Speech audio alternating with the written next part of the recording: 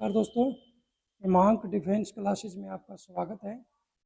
और जो केंद्रीय जो जीके थी उसके साथ साथ में हमने आपको पता ही होगा 26 और 27 तारीख को HSSC ने जो CET सी क्लास के लिए जो परीक्षा तिथि है वो निर्धारित कर दी है। 26 और 27 जुलाई को आपका एग्ज़ाम रहेगा। और इसी में हमने सोचा कि एक हरियाणा की जीके की जो सीरीज़ है वो चलाई जाए। और उसी के मद्देनज़र सबसे पहले हमने हरियाणा का जो भूगोल है उसको शुरू किया है। सबसे पहले हरियाणा का जब भूगोल हम जानेंगे उसके बारे में हमें क्या क्या पता होना चाहिए। सबसे पहले पता होना चाहिए, जैसे हम भारत का भूगोल पढ़ा था उसमें क्या देखा था हमने हमने देखा था भाई भारत का अक्षांशीय विस्तार क्या है, देशांतरीय विस्तार क्या है। ठीक है, इसी तरह हम हरियाणा का भी देखेंगे। जैसे आपको पता है भारत का जो भौगोलिक स्थिति है ग्लोब में वो क्या है, तो आपको पता ही होगा उत्तरी गोलार्ध के पूर्व में बताया है। तो ऐसे ही हरियाणा की स्थिति क्या है भारत में वो देखना है। बस वही है, जब हम भारत का पढ़ते हैं तो उसमें हमने ग्लोब में देखना पड़ता है, पृथ्वी के उसमें देखना पड़ता है, लेकिन ये भारत में क्योंकि ये भारत का एक राज्य है उस हिसाब से हमारे को पढ़ना पड़ेगा। जो भारत का भूगोल है सबसे पहले तो हमारे को ये पता होना चाहिए जो हरियाणा है वो कहाँ लोकेटेड है। हरियाणा भारत के उत्तर पश्चिम में स्थित है और ये जो पंजाब है पंजाब के दक्षिण में ये स्थित है। हमारे को ये पता होना चाहिए जो हरियाणा की अवस्थिति विस्तार में हरियाणा का जो टोटल एरिया कितना है। हरियाणा का जो क्षेत्रफल है 44,212 वर्ग किलोमीटर है। ठीक है, 44,212 वर्ग किलोमीटर। इसमें आपको पता है उत्तर से जो दक्षिण तक जो इसकी लंबाई है नॉर्थ टू साउथ वो है 363 किलोमीटर। और आपको पता है वेस्ट टू ईस्ट पश्चिम से पूर्व तक जो इसकी लंबाई है वो 350 किलोमीटर के आसपास है। ठीक है, उसके बाद में हम देखेंगे अक्षांशीय विस्तार। अक्षांशीय विस्तार एक बार एग्जाम में पूछा गया था, शायद हरियाणा ग्रुप डी का पेपर था उसमें पूछा गया है। अक्षांशीय विस्तार जो है वो 27 डिग्री 39 यानी 3 9 अंश है। और ये कहाँ तक है 30 डिग्री 5 5 अंश तक है।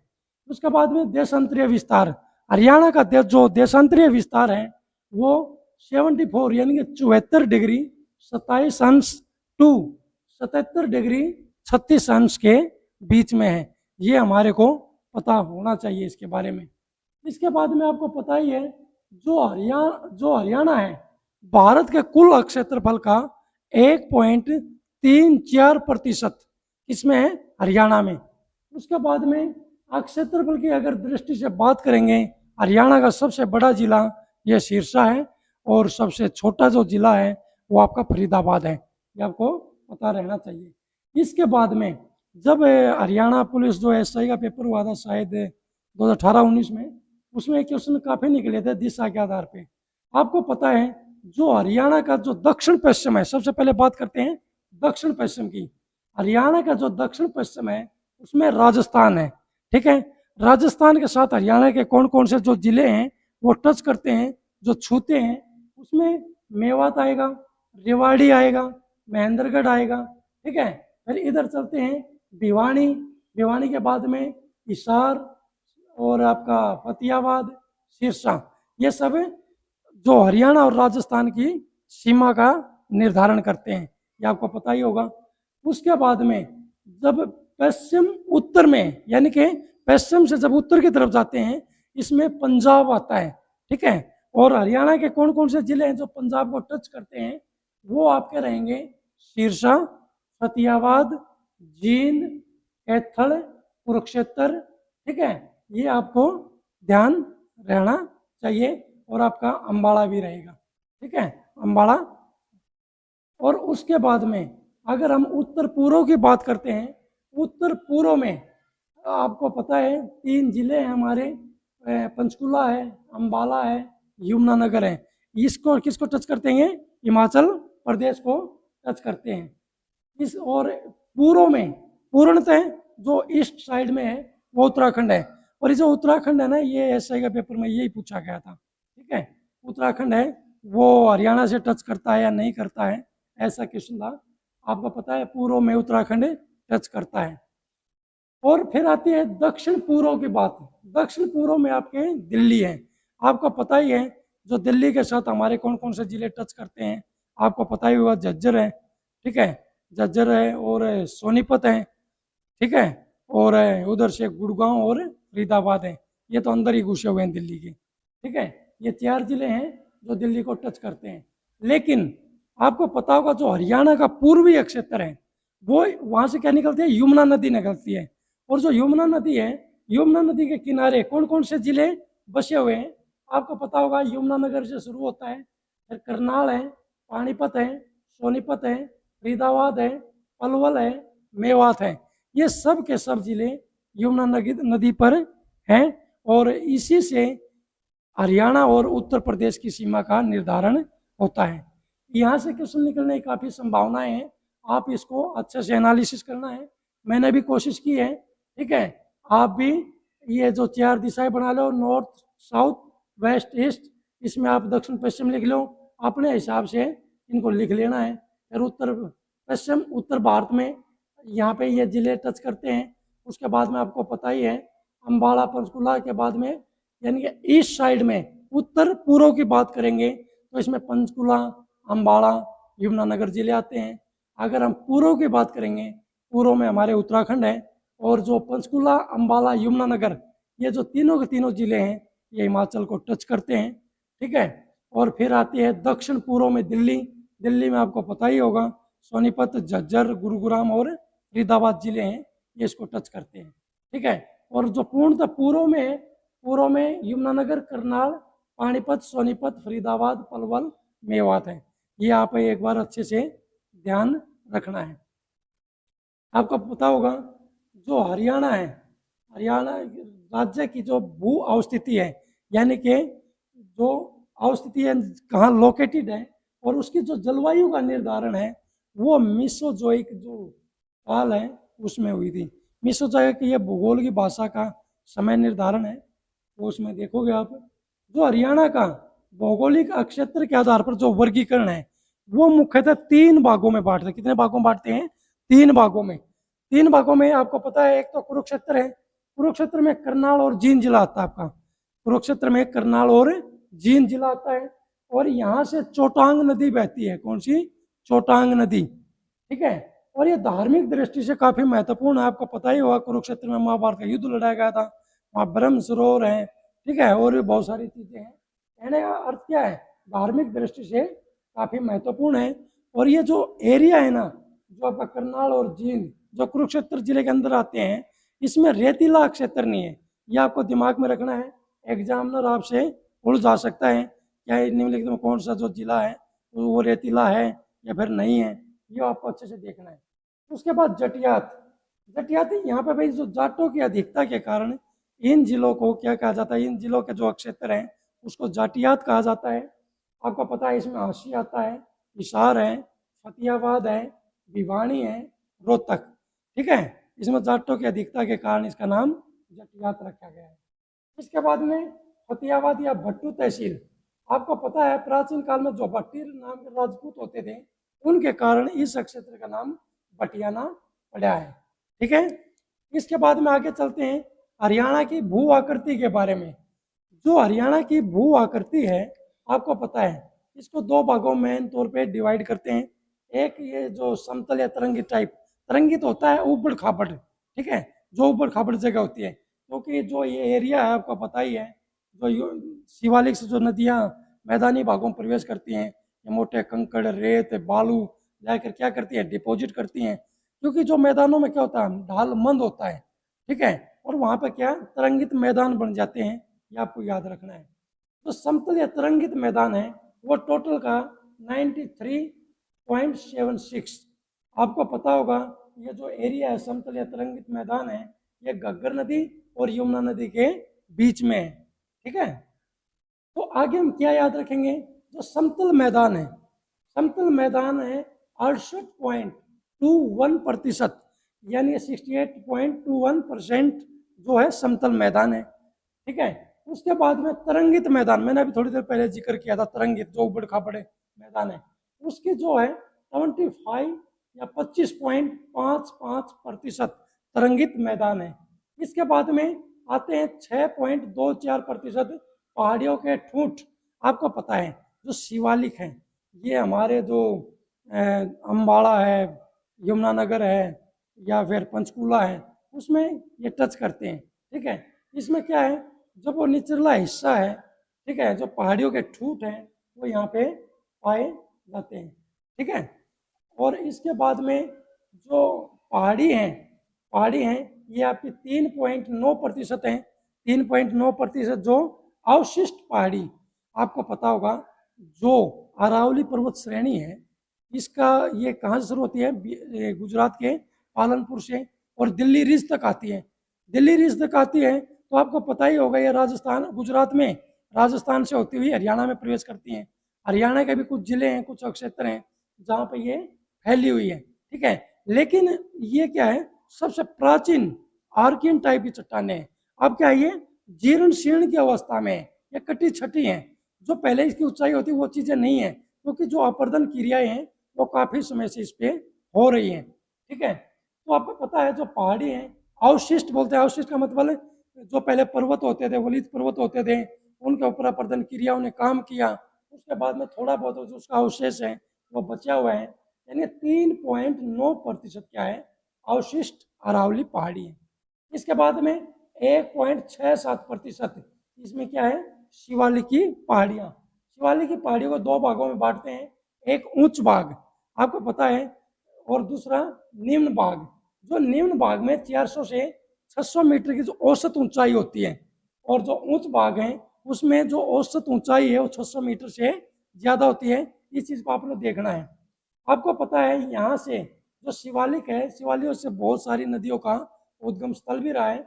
अगर हम मोटे तौर पे बात करेंगे, घग्गर है, मारकंडा है, टांगरी है, सरस्वती नदी है। ठीक है, और आपको पता ही है, मैंने बताया था नदियाँ बालू पत्थर रोड़ी कंकर लेके मैदानों में प्रवेश करती हैं। मंद ढाल का क्षेत्र होता है वहाँ पे डिपॉजिट या निक्षेप कर देती हैं। तो वो निक्षेप करती हैं, आपका पता है बलुआ पत्थर और जो चूना पत्थर है उसकी माइन वहाँ पे पाई जाती है। माइन यानी खनन होता है वहाँ पे। ठीक है, और मैं आपको बता देता हूँ हरियाणा की सबसे जो ऊंची चोटी है वो पंचकुला की मोरनी पहाड़ी में है, और उस चोटी का नाम है करोह। ठीक है, और इसकी जो हाइट है 1467 मीटर है। ठीक है, ये आप याद रखिएगा अच्छे से। आपको पता है जो शिवालिक की जो पहाड़ी है ये पंचकुला अम्बाड़ा यमुनानगर यानी कि हरियाणा के उत्तर पूर्वी भाग में ये स्थित है। ठीक है, उसके बाद में हम क्या देखेंगे, उसके बाद में देखेंगे ये जो शिवालिक का क्षेत्र है वहाँ पे हरियाणा की सबसे ज़्यादा वर्षा भी होती है। सबसे ज़्यादा बारिश कहाँ होती है, इन्हीं क्षेत्रों में होती है। और हरियाणा की अगर सबसे ज़्यादा वर्षा की बात करेंगे तो छिछरौली है, छिछरौली नामक स्थान है। ठीक है, वो यमुनानगर जिले में पड़ता है।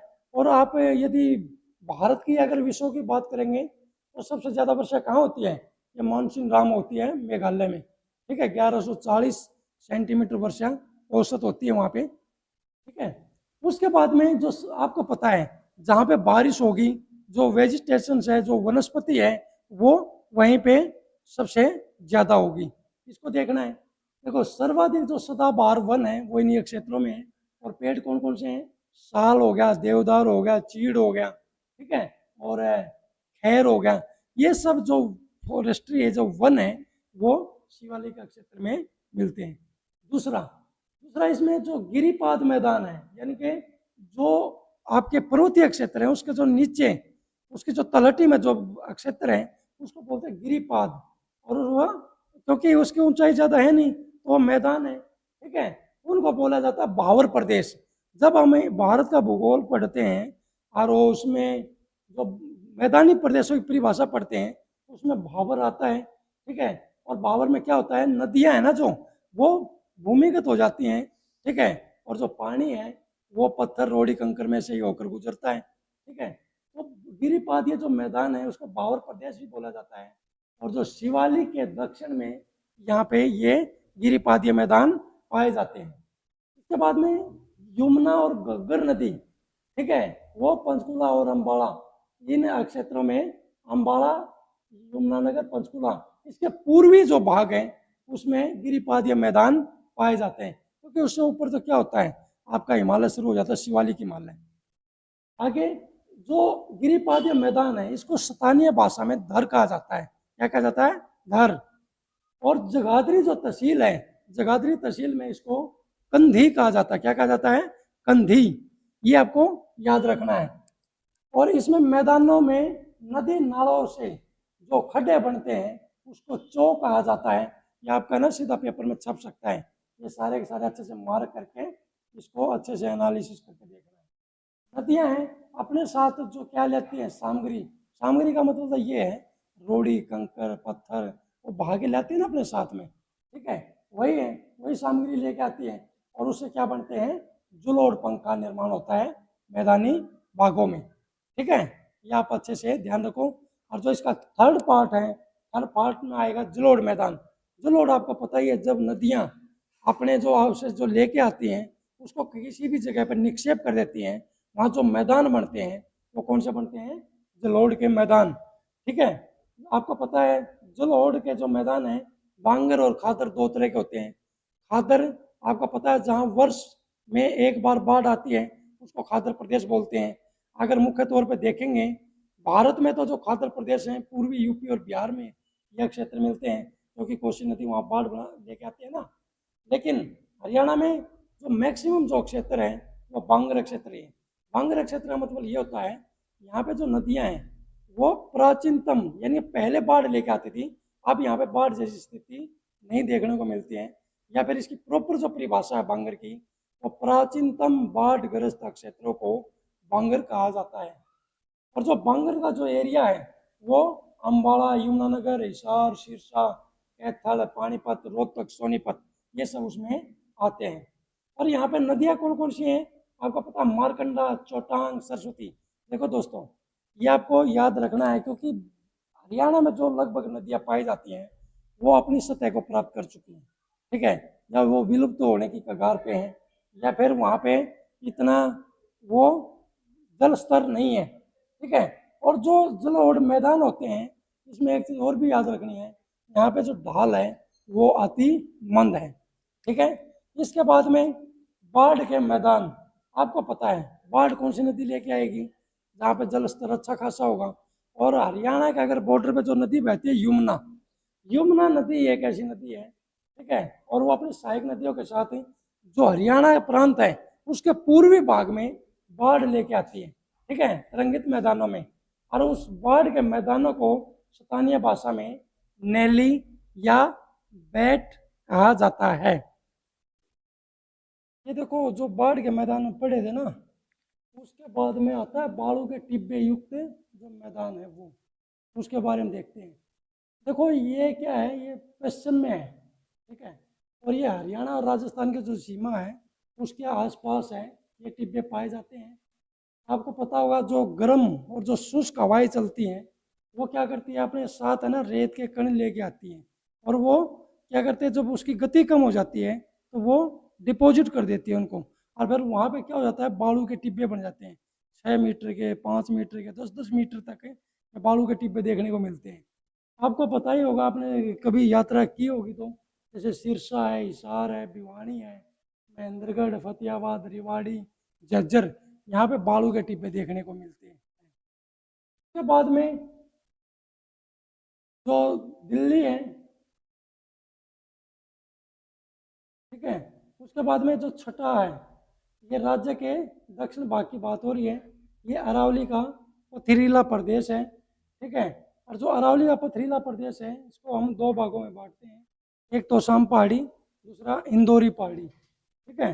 यहाँ पे सबसे कम वर्षा होती है, और दूसरी चीज़ क्या है, यहाँ पे आपको पता ही है वर्षा नहीं होती है, रेतीला एरिया है, तो निश्चित तौर पे यहाँ पे जो वृक्ष हैं वो नहीं देखने को मिलेंगे, खासकर झाड़ियाँ या फिर कटीले जो वृक्ष हैं वही देखने को मिलते हैं, ठीक है, जैसे किक्कर वगैरह होगी, जाड़ होगी, जैसे देसी भाषा में बोलते हैं। और यहाँ पे जो खनिज हैं, खनिज बालू रेत में तो क्या ज़्यादा तो नहीं मिलेंगे, लेकिन यहाँ पे चूना एवं पत्थर ये खनिज हैं देखने को मिलते हैं।